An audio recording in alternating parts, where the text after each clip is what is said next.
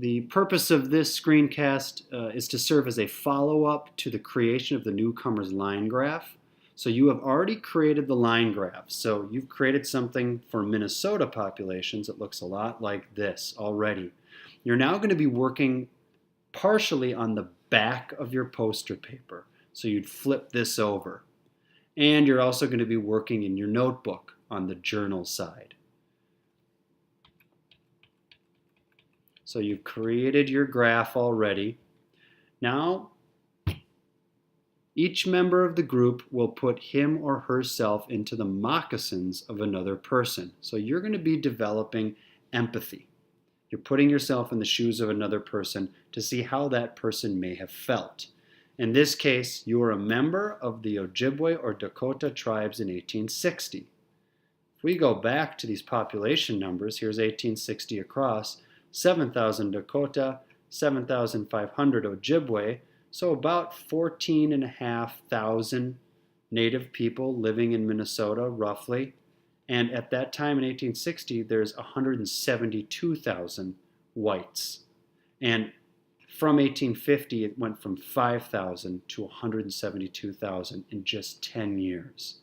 So putting yourself in the shoes of the Dakota and the Ojibwe, you see that massive increase of the face of your land over the course of 10 years. What would that feel like?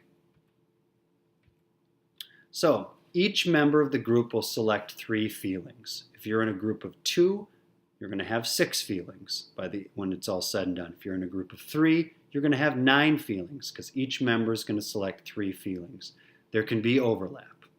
And these are feelings you think a member of the Dakota or Ojibwe felt upon the arrival of white settlers throughout the 1850s. So what were the Dakota or Ojibwe feeling from 1850 to 1860 when they saw the face of their land changing? This repeats that, each member selecting 3 feelings that the Dakota or Ojibwe were feeling. This is the feeling chart. I'm going to show you a larger version of this that you can pause on to select feelings. And once you've selected your 3 feelings with a pencil, you're going to write the feelings you select on the back of your line graph poster paper. And use a pencil so it doesn't bleed through. Here are the feelings.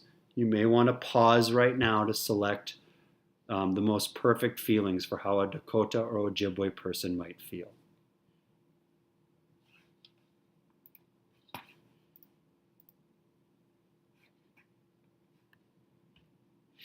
Okay, now you're ready to journal.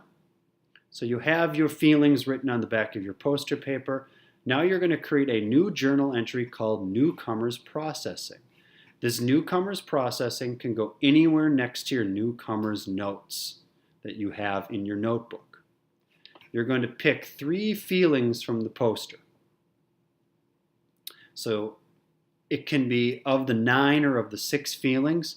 You just select any 3 feelings. And they can be your partner's, they can be your own. But it's the 3 that you think pinpoint how the Dakota or Ojibwe felt. Because your partners might find an even better one than you. And then in your notebook, on that journal side, the left side, state the feelings you would have if you were Dakota or Ojibwe throughout the 1850s to 1860 and why you have these feelings. In other words, describe in detail how you would feel and the reasons for that feeling or those feelings. And please use a lot of detail. Really put yourself in the shoes of a Dakota or Ojibwe person at that time. This concludes the screencast. Good luck.